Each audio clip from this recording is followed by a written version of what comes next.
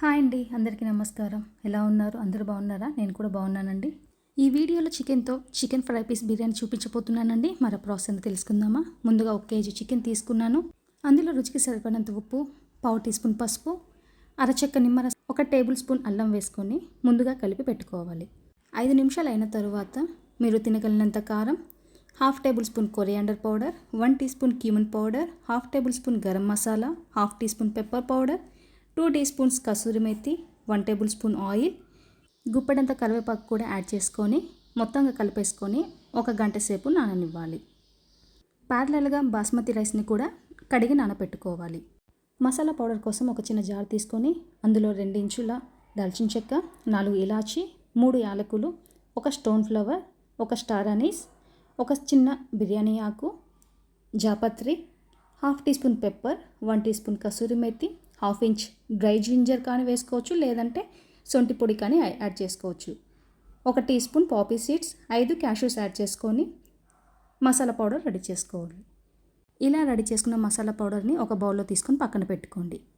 ఇదే మిక్సీ జాడీలో 2 medium size tomatoes కూడా యాడ్ చేసుకొని మెత్తని ప్యూరీలాగా చేసుకొని పెట్టుకోవాలి. ఎక్కడ కూడా స్కిప్ చేయకుండా చివరి వరకు చూడండి.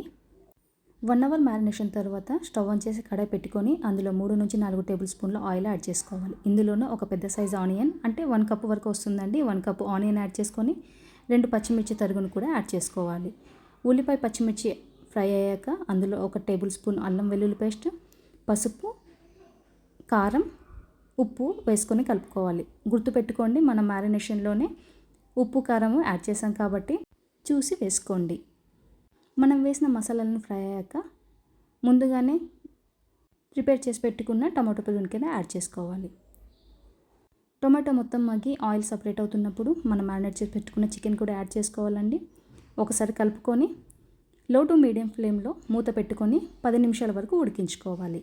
10 నిమిషాల తర్వాత మరొకసారి కలుపుకొని ఇందులోనే మనం ప్రిపేర్ చేసి పెట్టుకున్న మసాలా పౌడర్ని కూడా యాడ్ చేసుకోవాలి.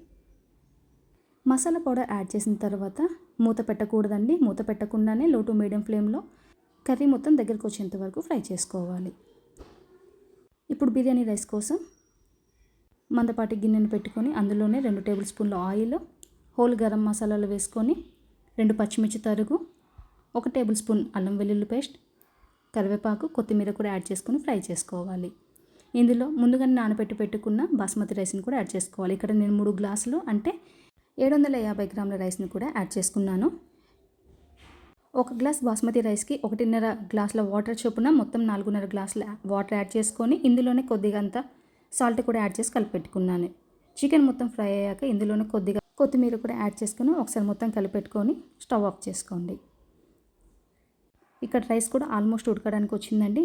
మనకి ఇక్కడ పైకి ఉడికినట్టు కనిపిస్తుంది కానీ లోపల వాటర్ ఉంటుందండి. ఈ స్టేజ్లోనే మనం చికెన్ని కూడా యాడ్ చేసుకొని మొత్తం ఒకసారి స్ప్రెడ్ చేసుకొని పైన కొద్దిగా కొత్తిమీర చల్లుకొని మూత పెట్టుకొని లో టు మీడియం ఫ్లేమ్లో ఒక పావు గంట ఉడికిస్తే సరిపోతుందండి. అంతేనండి, ఎంతో ఈజీగా టేస్టీగా మనం ఇంట్లోనే చికెన్ ఫ్రై పీస్ బిర్యానీని ప్రిపేర్ చేసుకోవచ్చు. ఈ వీడియో కనుక మీకు నచ్చినట్లయితే ప్లీజ్ అండి లైక్, షేర్ అండ్ సబ్స్క్రైబ్.